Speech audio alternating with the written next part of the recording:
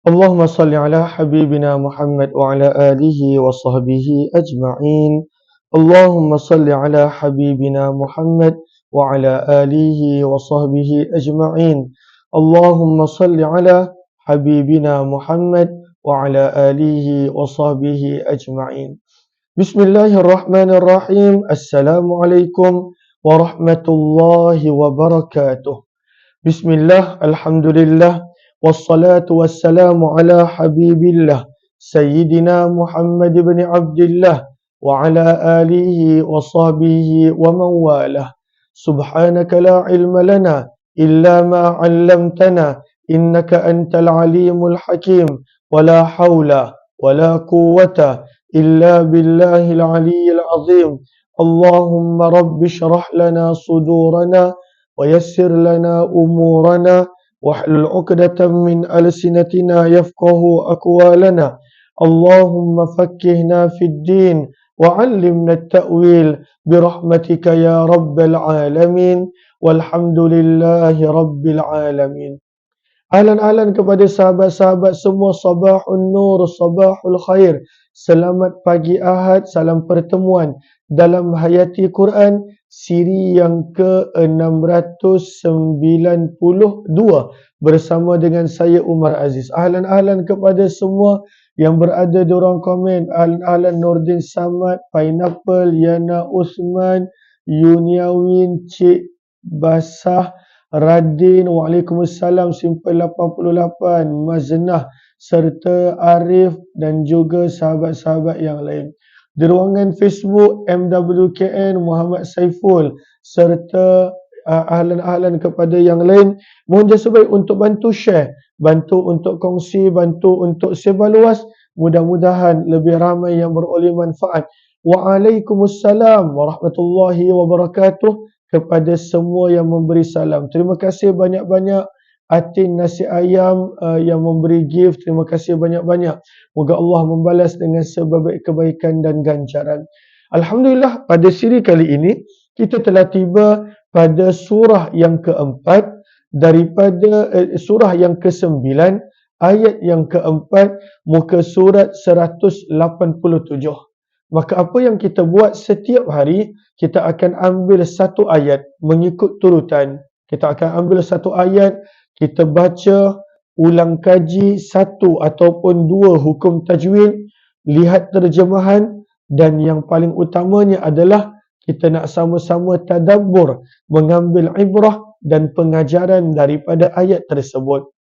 Maka ayat yang pada hari ini adalah, kalau yang ada Al-Quran, mohon buka Al-Quran ataupun boleh sama-sama berikan mendengar dan berikan perhatian. Ayat yang keempat, surah yang ke-9 At-Taubah, muka surat 187.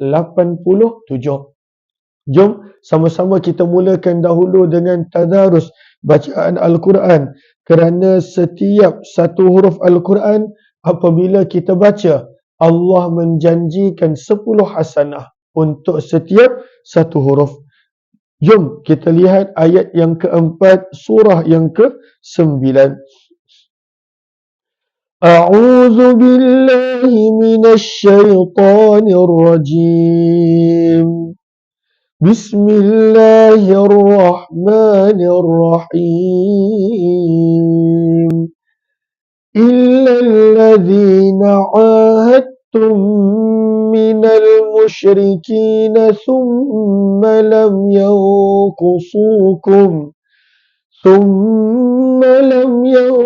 ينقصوكم شيئا ولم يظاهروا عليكم أحدا فأتموا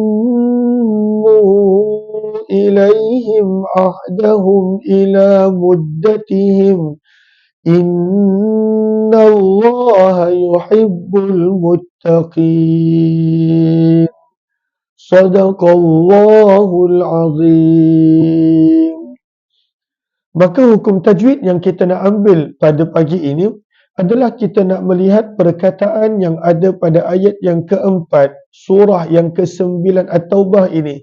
Perkataan illallazina ahadtum. Perkataan ahadtum. Apakah hukum tajwid yang kita boleh belajar daripada perkataan ahadtum. Maka yang pertama adalah makhraj ain. Makhraj ain. Kita tahu ain adalah salah satu daripada huruf halaq. Huruf yang terletak di kerongkong. Maka di kerongkong ada 3 makhraj, 3 tempat keluar huruf dan ada 6 huruf yang keluar daripada situ. Lalu huruf ain makhrajnya adalah sama dengan ha. Maka ianya perlu dikeluarkan daripada pertengahan kerongkong, daripada pertengahan halaq. Maka kalaulah tidak dikeluarkan daripada tengah, kita baca biasa, maka dia akan menjadi hamzah kerana hamzah daripada pangkal halaq. Ataupun kalau kita tarik begitu banyak, maka dia boleh menjadi tidak begitu tepat kerana keluar daripada hujung ataupun hujung kerongkong ataupun halqum.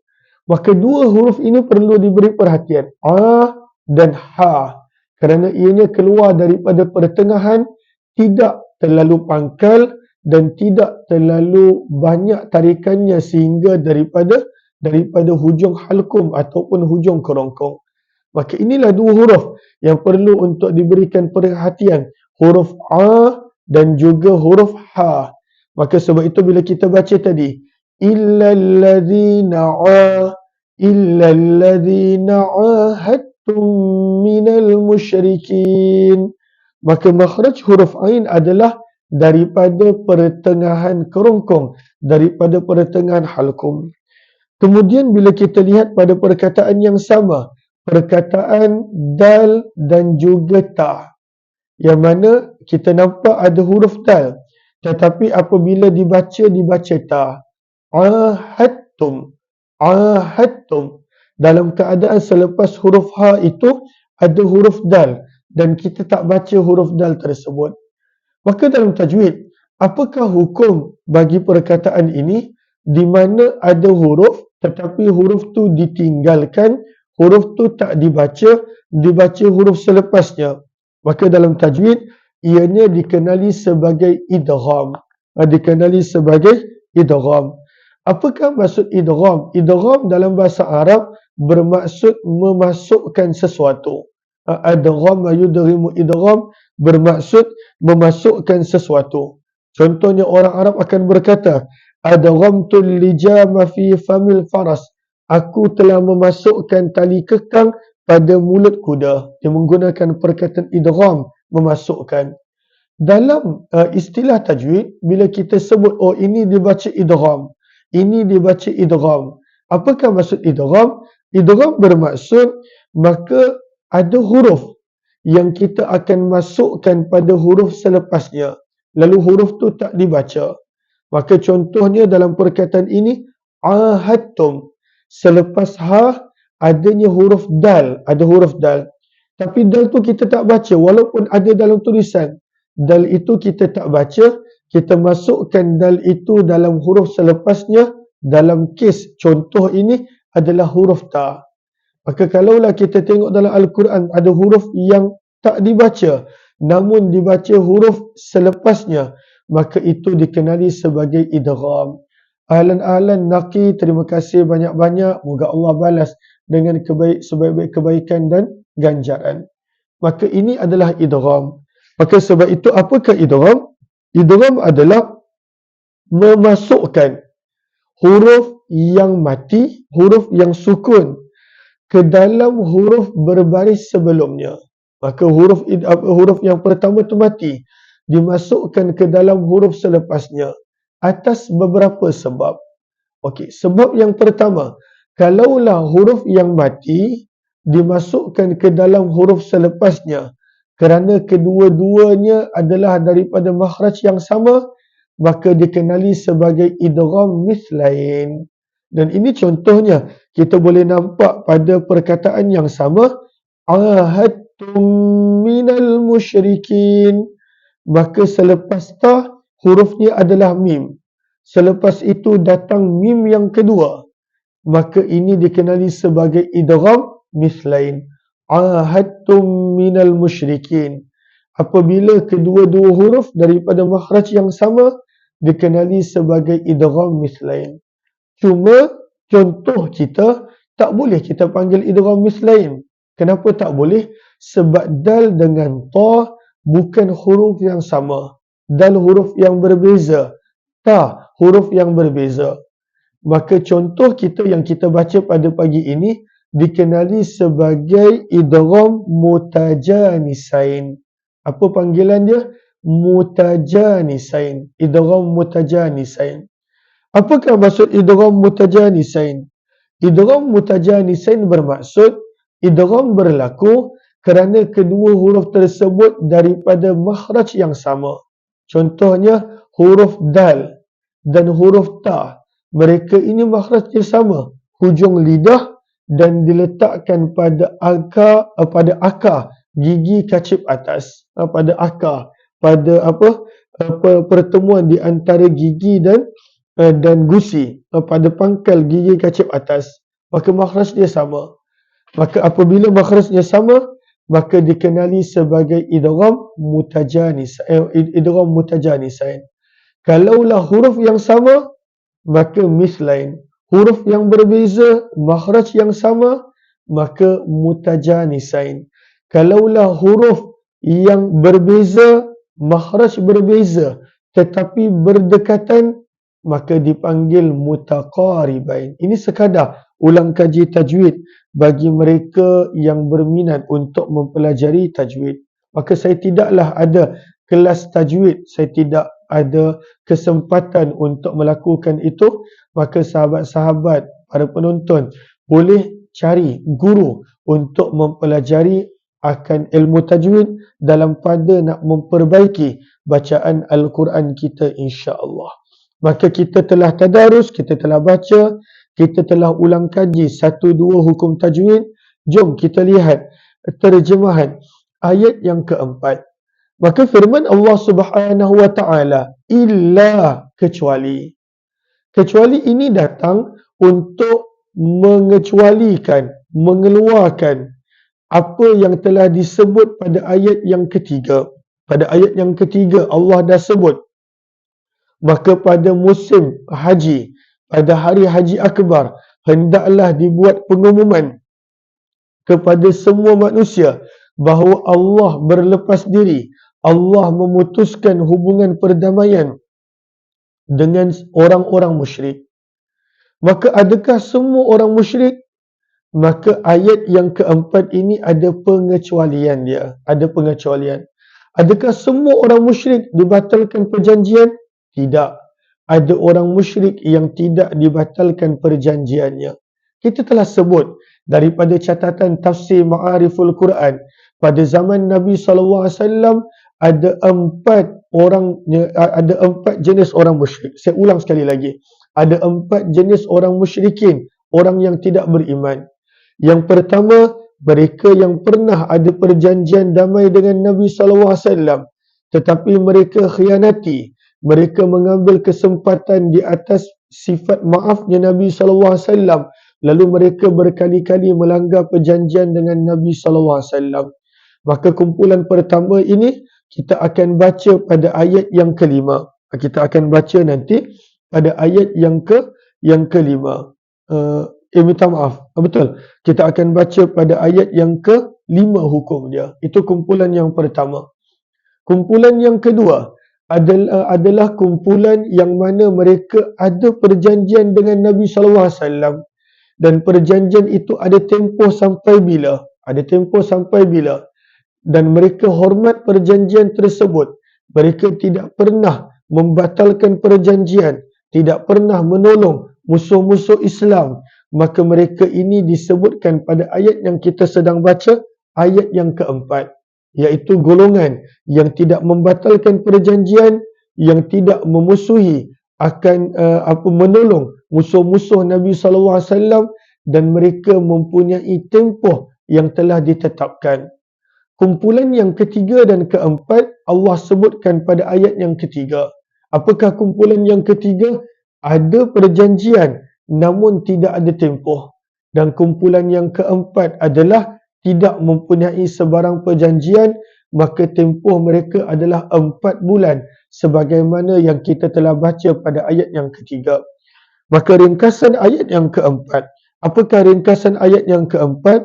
Kata para ulama rahimahullahu ta'ala, yubayyinallahu ta'ala. Allah subhanahu wa ta'ala dalam ayat yang keempat ini Allah menerangkan bahawa tempoh 4 bulan yang diberikan sebelum ini, tempoh tersebut adalah diberikan untuk 2 golongan musyrikin. Yang pertama, mereka yang tidak mempunyai sebarang perjanjian damai dengan Nabi, maka diberikan kepada mereka tempoh 4 bulan. Yang kedua, mereka yang mempunyai perjanjian tetapi tidak mempunyai tempoh. Maka untuk Allahumma salli ala Sayyidina Muhammad, untuk ayat yang keempat ini adalah khusus bagi mereka yang mempunyai perjanjian dan ada tempoh, dan ada lagi 2 syarat. Apakah 2 syarat? Yang pertama kita akan baca pada ayat yang keempat ini, mereka tidak mengkhianati perjanjian tersebut. Mereka tak khianat. Mereka berpegang kepada janji perdamaian dengan Nabi. Dan yang kedua, mereka tidak pernah memberi sokongan, pertolongan ataupun bantuan kepada musuh-musuh Nabi SAW. Maka ayat yang keempat ini untuk mereka yang ada perjanjian dengan damai dengan Nabi, ada tempoh, mereka tidak mengkhianati perjanjian, dan mereka tidak menolong musuh-musuh Nabi SAW. Maka sebab itu kita lihat terjemah firman Allah, illa, kecuali. Maka ayat ini mengecualikan apa yang telah disebut berkenaan tempoh 4 bulan pada ayat yang ketiga. Illa, kecuali. Alladzina ahadtum, orang-orang yang ahadtum, kamu telah mengadakan perjanjian. Kamu telah mempunyai perjanjian. Dan mereka ini siapa? Minal musyrikin, daripada kalangan orang-orang musyrik.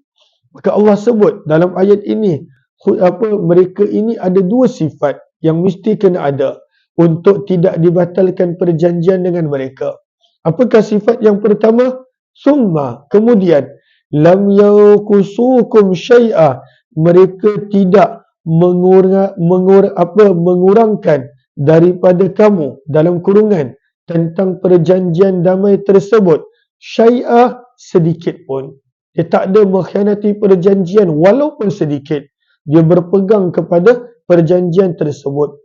Syarat yang kedua, walam yuzahiru alaikum ahada, walam, dan tidak, yuzahiru, mereka menolong ataupun membantu, alaikum, dalam pada memerangi kamu, ahadan, sesiapa pun. Mereka ini tak ada tolong musuh-musuh Islam dengan senjata, dengan idea, dengan kata-kata semangat. Dia tidak ada tolong musuh-musuh Islam. Maka untuk golongan yang menghormati perjanjian dan mereka berpegang teguh kepada syarat, mereka tak langgar perjanjian dengan Nabi. Apakah yang Nabi SAW dan umat Islam perlu buat? Allah mengingatkan, fa'atimmu, maka sempurnakanlah olehmu, ilaihim, kepada mereka, ahdahum, perjanjian mereka. Maka tak boleh batalkan perjanjian dengan mereka. Sebab mereka berpegang kepada janji, tidak mengkhianati janji, tidak menolong musuh-musuh Islam. Maka janganlah pula umat Islam menunjukkan contoh yang tak elok. Maka umat Islam tidak boleh untuk membatalkan perjanjian tersebut. Sampai bila? Ila muddatihim, sampailah kepada tamatnya tempoh. Sebab itu ila muddatihim adalah syarat. Lalu kalaulah perjanjian itu tak bertempoh, maka kembali kepada ayat yang keempat, ayat yang ketiga, Allah suruh untuk batalkan perjanjian yang mana dimaklumkan 4 bulan awal perjanjian itu nak dibatalkan. Tapi kalaulah ada tempoh, ila muddatihim, sampailah kepada tempoh tersebut. Sebab itu Allah sebut di hujung ayat, innallaha, sesungguhnya Allah, yuhibbu, mencintai, al-muttaqin, orang-orang yang bertakwa. Allah Subhanahu wa taala mencintai orang-orang yang bertakwa. Ahlan-ahlan kepada sahabat-sahabat yang baru join, kita sedang melihat ayat yang keempat daripada surah yang ke-9 At-Taubah. Dan untuk makluman yang kali pertama join, maka ini adalah perkongsian yang kita buat setiap hari jam 8.30 pagi dan kita akan ambil ayat tersebut satu persatu mengikut turutan. Maksudnya, sebelum ni kita baca ayat yang ketiga, sebelum itu ayat yang kedua, kita ikut turutan. Kita bukanlah ambil satu ayat, esoknya surah yang lain, maka kita ambil mengikut turutan. Dan syukur, kita dah sampai juz yang ke-10, surah yang ke-9. Cuma semalam saya tak berapa sihat. Lalu saya tak dapat nak maklumkan dekat TikTok, saya minta maaf. Cuma kalaulah saya tidak dapat buat, maka selalunya saya maklumkan di Facebook. Lalu minta maaf sangat-sangat. Lalu apakah pengajaran? Lalu kita telah selesai tadarus, kita telah selesai tajwid, kita telah selesai terjemahan, dan ini adalah part yang paling penting. Kita nak mengambil pengajaran. Maka kalaulah kita lihat firman Allah pada ayat yang keempat ini, dalam keadaan kita dah faham terjemahan dia, Allah berfirman, illal ladzina ahadtum minal musyrikin, kecuali orang-orang musyrik yang kamu pernah ada perjanjian dengan mereka dan mereka sekian-sekian menghormati perjanjian. Maka perkataan kecuali ini menunjukkan Islam tidak pernah melayan sama rata hanya kerana mereka tidak beriman. Ataupun bahasa mudahnya, Islam tidak pernah membuat collective punishment. Tak pernah. Islam tak pernah mengajar begitu. Walaupun kita kata, dia ni tak beriman, dia ni musyrik, dia pun mungkin adalah musuh. Tidak. Apabila tak ada bukti yang menunjukkan mereka ini musuh, tak ada bukti yang menunjukkan mereka ini menolong musuh, maka Al-Quran suruh untuk berdamai dengan mereka, menghormati perjanjian yang ada dengan mereka sampailah disempurnakan tempoh tersebut. Maka tak ada hanya kerana dia musyrik maka semua dihukum sama. Islam tidak pernah mengajar begitu.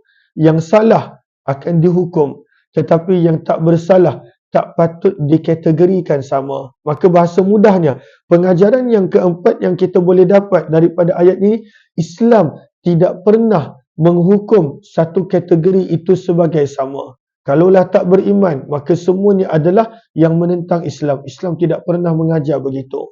Dan ini adalah penting kerana kita hidup pada zaman di mana antara yang menindas banyak umat Islam adalah kumpulan yang berada di Palestin. Tetapi mereka adalah satu bangsa yang mempunyai jutaan orang. Lalu kita tak boleh nak jumpa dia dengan mana-mana orang daripada bangsa tersebut, kita terus nak menyerangnya ataupun menyakitinya. Maka itu bukanlah ajaran Islam. Itu bukanlah ajaran Islam. Islam tidak pernah mengajar collective punishment. Walaupun musuh Islam buat begitu. Musuh Islam bila dilampak sahaja orang Palestin dihukum sama. Ataupun nampak je orang Arab maka dihukum sama. Ataupun nampak je orang Islam maka dihukum sama. Dikategorikan dengan kategori sama. Tapi Islam tidak pernah mengajar begitu. Maka kita tidak perlu untuk menjadi seperti mereka yang memusuh Islam untuk membalas dengan perbuatan yang sama. Sebab itu datangnya illah. Walaupun pengumuman ini diberikan kepada semua, tetapi Al-Quran menyebut illah, kecuali orang yang menghormati kami, kami akan menghormati mereka. Orang yang tidak membantu musuh kami, maka kami akan tidak memutuskan hubungan dengan mereka. Sebab itu daripada perkataan illal ladzina ahadtum penting. Maka janganlah pula kita terlalu sentimen yang mana kita jumpa je orang-orang Yahudi katakanlah mereka hukum sama. Oh, inilah orang yang telah menyerang saudara kita di Palestin. Tak boleh begitu. Selagi mana tidak ada bukti, selagi mana tidak ada rekod ataupun bukti, kita tidak boleh menghukum semua mereka adalah sama. Semua mereka adalah jahat. Semua mereka adalah begini. Sebab Islam tidak pernah mengajar berkenaan tentang collective punishment. Sebab itu Nabi SAW, bila Nabi SAW serang sesuatu kaum yang pernah untuk membunuh Nabi atau minta maaf, ataupun menyerang umat Islam, maka Nabi SAW hanya menjatuhkan hukuman kepada yang bersalah. Yang tak bersalah, Nabi SAW tidak melakukan apa-apa kepada mereka. Ini adalah ajaran Islam dan ini adalah akhlak Nabi SAW. Maka pengajaran yang pertama adalah daripada perkataan illal ladzina ahadtum minal musyrikin.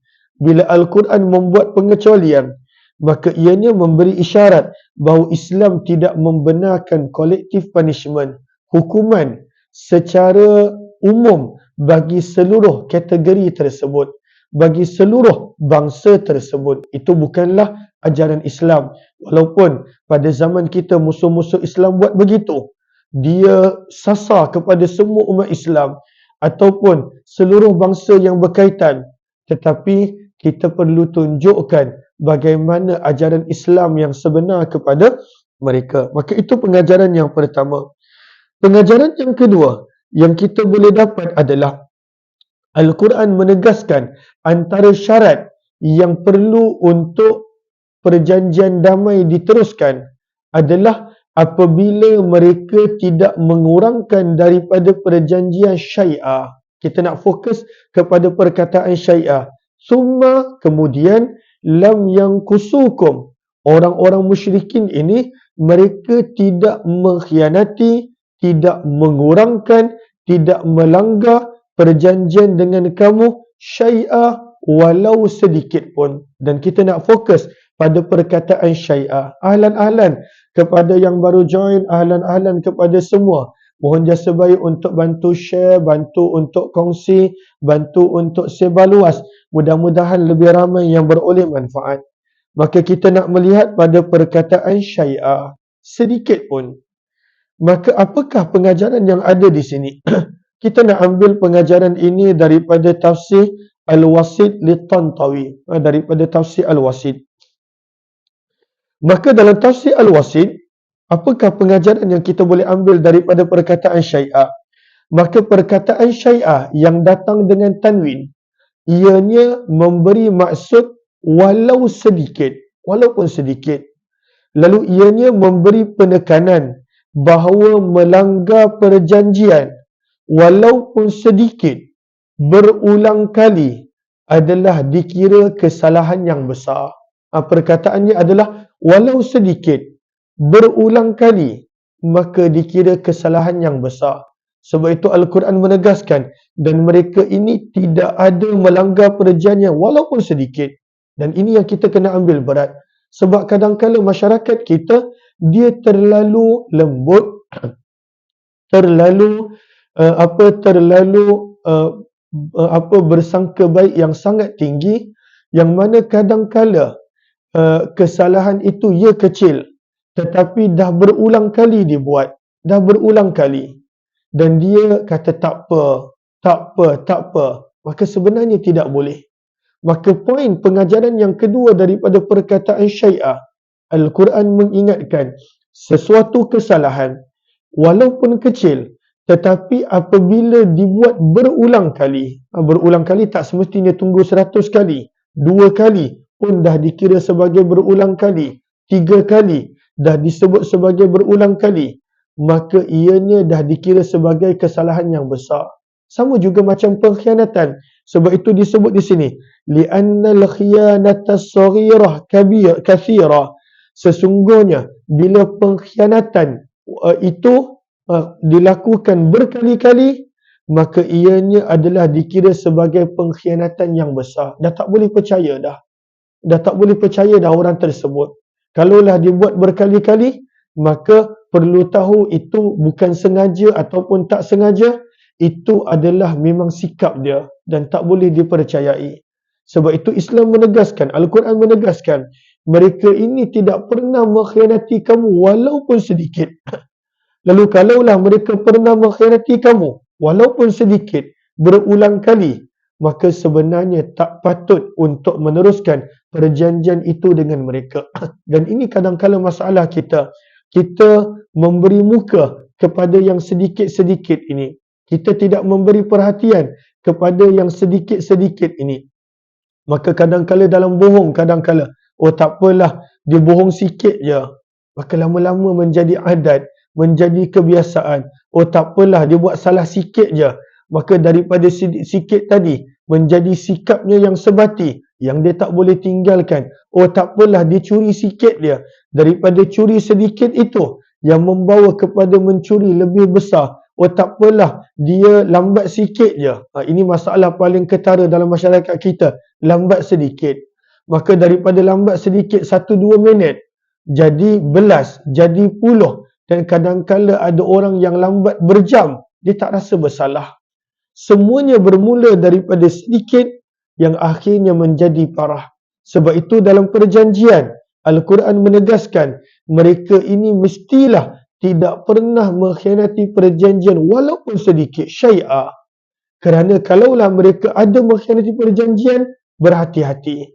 Kerana ianya kadang-kala membawa kepada berulang-ulang, dan apabila berulang-ulang, maka mereka ini tidak lagi boleh dipercayai. Maka itu adalah pengajaran yang kedua.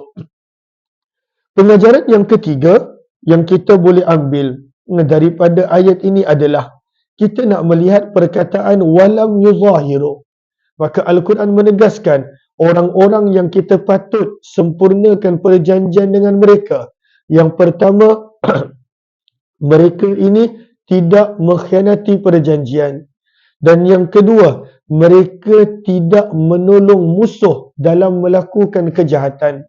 Perkataan yang Al-Quran bawakan adalah yuzahiru, menolong, membantu.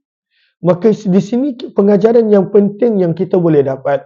Apakah pengajaran yang penting yang kita boleh dapat adalah menolong melakukan kejahatan adalah sama seperti orang yang melakukan kejahatan. Menolong. Sebab itu Al-Quran melarang wala ta'awanu 'alal ismi. Jangan kamu menjadi penolong-penolong bagi kejahatan. Sebab orang yang menolong, dia adalah sama seperti melakukan. Lalu kalaulah dia menolong musuh-musuh Islam, maka kategorinya dia adalah musuh Islam. Maka di sini adalah penting. Sebab kadang-kala ada orang menyangka, oh saya tak buat dosa ni. Tetapi apabila dia tolong, maka dia pun mendapat bahagian dalam dosa tersebut. Menolong orang mencuri, maka mendapat bahagian daripada dosa. Menolong orang melakukan zina, maka dapat bahagian daripada dosa. Menolong orang menindas orang lain, maka akan dapat bahagian daripada dosa. Maka banyak umat Islam menyangka apabila dia sekadar tolong dan tak buat, maka diingat dia tidak akan mendapat dosa. Sebaliknya, orang yang menolong, maka hukumnya adalah sama seperti orang yang melakukan maksiat dan dosa tersebut. Sebab itu dalam ayat ini Allah mengingatkan, kalaulah mereka menolong musuh, maka tak boleh meneruskan perjanjian dengan mereka. Orang yang menolong musuh juga dikira sebagai musuh kepada umat Islam. Walam yuzahiru alaikum ahada. Maka Allah menegaskan, dan mereka ini tidak pernah menolong seseorang pun daripada musuh. Sebab itu dalam tafsir Al-Wasit disebut, dalam tafsir Al-Wasit disebut, famuzaharatu ahadihi li'aduwil ukhra kamubasyaratih. Orang yang menolong musuh adalah sama seperti dia memerangi umat Islam. Kamubasyaratih, hukumnya adalah sama. Walaupun dia tak join dalam perang tersebut, tetapi dia tolong dengan bagi idea, dengan memberi senjata, dengan jua bantuan, maka dia sama seperti orang yang terlibat dalam memusuhi umat Islam. Maka perlu berhati-hati dengan golongan yang seperti ini. Dan pengajaran yang terakhir, pengajaran yang keempat yang kita boleh dapat daripada ayat ini, Allah berfirman pada hujung ayat, innallaha yuhibbul muttaqin. Sesungguhnya Allah mencintai orang-orang yang bertakwa. Yuhibbul muttaqin. Maka pengajaran daripada ayat yang keempat ini, apa pengajaran yang kita boleh dapat? Memenuhi janji. Memenuhi janji adalah termasuk daripada sifat takwa. Memenuhi janji adalah termasuk daripada sifat takwa. Maka kena membiasakan diri untuk memenuhi janji. Dan kadang-kala kita nampak pada diri kita, pada masyarakat Melayu ataupun Malaysia kita, antara yang tak diambil berat dalam urusan janji adalah waktu, adalah masa. Maka ramai orang yang mana pengalaman saya lah, apabila berurusan tidak mengambil berat tentang menepati janji masa. Dalam keadaan itulah nikmat yang paling mahal adalah masa, yang tak boleh dibeli. Duit boleh dapat, kawan boleh datang pergi, tapi masa tidak. Maka kadang-kala ada orang dia tak rasa bersalah apabila dia tidak menepati masa. Dalam keadaan itu pun dikira janji. Kita janji nak berjumpa dengan orang, kita tak ada pada waktu tersebut, maka sebenarnya mengkhianati janji. Maka sebab itu, pengajaran yang keempat, Allah sebenarnya menyebut perjanjian adalah sifat orang yang bertakwa. Maka orang yang bertakwa, lagi-lagilah dia kena jaga perjanjian yang dibuat melalui mulut, apatah lagi melalui penulisan. Namun kadang-kala zaman kita, walaupun dengan mulut dah ada, dengan penulisan dah ada, saksi dah ada, masih lagi ramai yang tidak memenuhi perjanjian kerana dia sangka itu tidak ada kaitan dengan iman. Sebenarnya memenuhi perjanjian sebahagian daripada takwa, sebahagian daripada iman, sebahagian daripada sifat yang dicintai oleh Allah Subhanahu wa ta'ala. Mudah-mudahan ada manfaat, insya-Allah. Esok kita nak sambung ayat yang kelima pula. Maka terima kasih kepada sahabat-sahabat yang bersama. Boleh ajak rakan taulan ahli keluarga yang berminat untuk memahami Al-Quran, untuk turut bersama setiap hari jam 8.30 pagi. Kita mulakan dengan tadarus, kita ulang kaji 1-2 hukum tajwid, kita lihat terjemahan dan kemudian kita tadabbur mengambil ibrah dan pengajaran. Terima kasih kepada yang beri gift, yang bantu share, kongsi dan sebar luas. Moga Allah balas dengan sebaik kebaikan dan ganjaran. Esok kita jumpa kembali jam 8.30 pagi untuk ayat yang seterusnya, ayat yang kelima, surah yang ke-9 At-Taubah. Wabillahi taufiq hidayah. Assalamualaikum warahmatullahi wabarakatuh.